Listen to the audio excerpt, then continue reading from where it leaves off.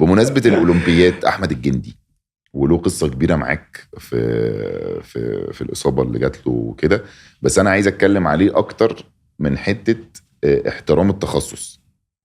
طبعا يعني أنا متخيل إن الكورة برضو بتبقى شوية، مش قصدي حاجة، بس يعني فيها برضو شوية عشان اللي هو لا أنا عايزه ده وده، بيبقى فيه مليون حد، لكن دي لعبة فردية. مثلا أحمد جندي ممكن التيم كله بيخدم عليه هو، لأن هو اللعبة الفردية هو اللي بيلعب، فكل واحد بيحترم تخصص التاني أكتر من. ده كان اصل الموضوع بقى. انا رايي دايما طبعا ان جندي نفسه كشخص، احمد الجندي، لو احنا بنتكلم برضو عن حد عنده منتاليتي قوية جدا، عن حد موهوب جدا، عن حد شخصيته قوية جدا، فهو احمد. عن حد عنده طموح طاغي، ومع كل ده عنده تواضع كده مرعب. فجندي نفسه شخص يخليك تبقى عايز او حابب جدا انك تشتغل معاه. اللي انا كنت عمال اشرحه من شويه، ان انت بتقعد وبتجيب الحاجات اللي ناقصه عندك وبتحط الشارت وده اللي حصل بالظبط مع جندي المدرب بتاعه عيسى، عبد الرحمن عيسى. عبد الرحمن كان بيشتغل معانا مع فيتوريا في فتره فيتوريا، فانا عبد الرحمن اشتغلت معاه ان كلوز كونتاكت، يعني اشتغلت معاه سنتين كاملين، فانا عارف هو بيفكر ازاي. وبعدين هو كان صاحب فكره ان احمد يبقى حواليه تيم، لان انت جبت فضه في 21، فده معناه ان انت كان بينك وبين الذهب ولا حاجة. شويه فوارق، عبيط. شويه فوارق، وعندك 3 سنين. فلو انت ضيعت وقت وما اشتغلتش على الفوارق دي، ممكن تروح تجيب فضه او ما تجيبش. انما لو ركزت انك تشتغل على كل الحاجات اللي ناقصاك، هتجيب ذهب وانت مستريح.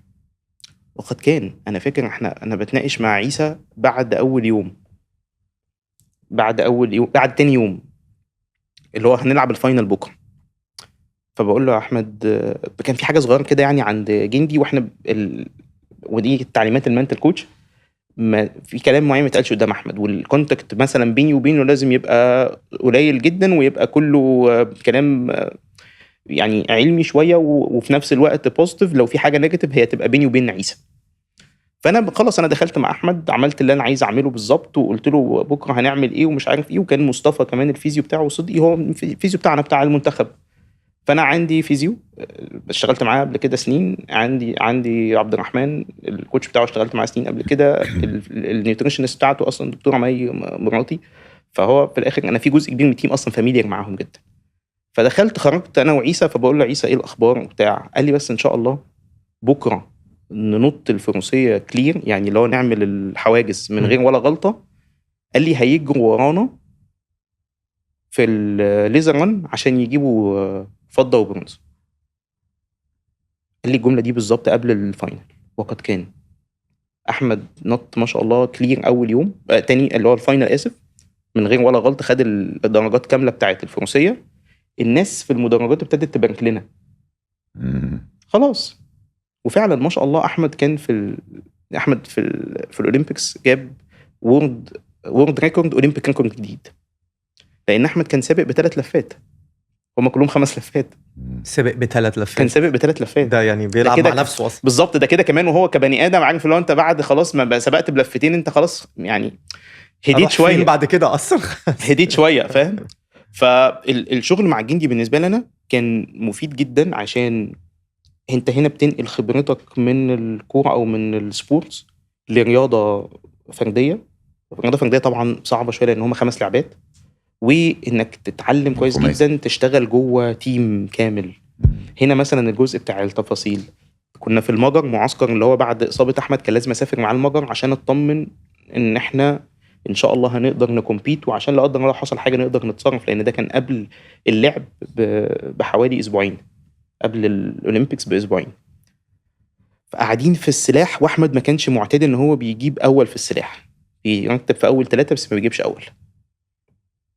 فعيسى بيتكلم معايا قال لي احنا مشكلتنا في السلاح ان يوم طويل، يوم بيبقى 5 ساعات، فاحمد بعد اول ساعه بيبتدي يلوز شويه انرجي وشويه تركيز. فقال لي الدكتوره مي عامله لنا شويه حاجات، بس لو في حاجه ناخدها تزود الشاربنس هتفرق معانا قوي. فهو بيقول لي كده، فانا في بالي ان انا كنت في انجلترا قبلها بشهر، فانا فاكر ان انا في سبلمنت معين انا عارف ان هو موجود وجبته قبل كده اشتغلت بيه مع المنتخب. فقلت له بص يا عيسى، هو في حاجه كده بس اديني نص ساعه. فرجعت ده على بيخليه يركز اكتر يعني. بيزود الشاربنس، بيزود التركيز. تمام. فبعت المي ايه رايك في كذا، ايه رايك في كذا، خلاص هنبعت نجيب من انجلترا، وهنبعت نجيب من المانيا دلوقتي، وانا هشوفه عندي هنا في المجر. خلاص بعتنا يا باشا، جبنا. انا مش بقول ان ده اللي خلى احمد خد اول طبعا، بس هي تفصيله صغيره جدا. قرارات بالظبط. وحاجات وعشان انت زي ما انت بتقول، انت محترم جدا تخصص الناس اللي موجودين، وعشان انت عارف ان كل اللي موجودين دول ال 12 واحد دول مهم عندهم، مش ان هم حد يشكرهم ولا ان هم ياخدوا مكافأة، مهم عندهم ان احمد ياخد ذهب. فكل الناس كانت بتتفق، وكل الناس كانت بتسمع وبننفذ at the glance اللي هو في لحظتها. وانا اكتر حاجه بحبها في الميداليه بتاعت احمد دي، ان هي انا دايما كنت اقول كده يعني، حتى قلت لمعالي الوزير الكلام ده، ان هي ميداليه مصريه 100%. احنا التيم كله مصري. التيم اللي مع احمد كله احنا مصريين. حلوه دي قوي. احنا مصريين واشتغلنا كده، اللي هو ده عنده ايه كويس وايه اللي ممكن نحسنه. فانت اشتغلت على الفوارق بتاعتك في الوقت ده كله، انكلودنج الاصابه وانكلودنج الاصابه الثانيه اللي حصلت. فانت ازاي تقدر تخليه بيرفورم او يأدي في الوقت ده بالشكل ده اللي الحمد لله يخليه يعني ربنا يحفظه. احمد مش بس كسب الذهب، هو كسب الذهب بارقام قياسيه اولمبيه وعالميه.